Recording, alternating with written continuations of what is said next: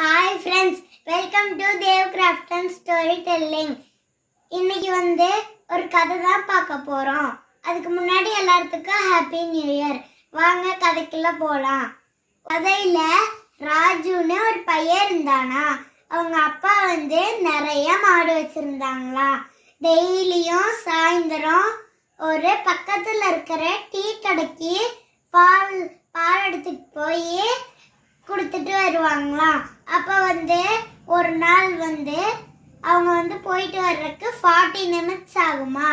ஒரு நாள் ராஜு போக சொன்னதுக்கு ராஜு 30 நிமிட்ஸ்லயே தள்ளிட்டு போயிட்டு வந்துட்டாங்க. அப்போ நம்ம பையன் நம்மளோட சீக்கிரமா போயிட்டு வந்துடுறானேன்னு சொல்லி ராஜுவே டெய்லி போக சொன்னாராம். அப்ப டெய்லியும் தள்ளிட்டே ஓடிட்டு வந்தாராம் ராஜு.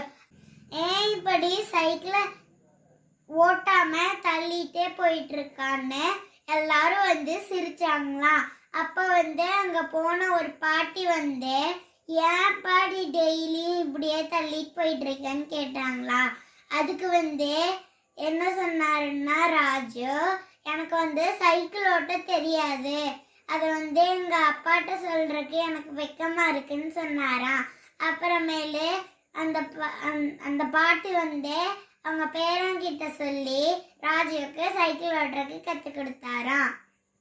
ராஜு சைக்கிள் ஓட்டி பழகிட்டு டெய்லியும் தள்ளிட்டு போகாம ஓட்டிட்டு தான் போனாராம்.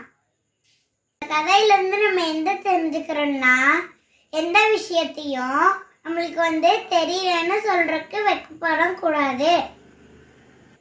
அந்த விஷயத்தை கத்துக்க முயற்சி பண்ணணும்.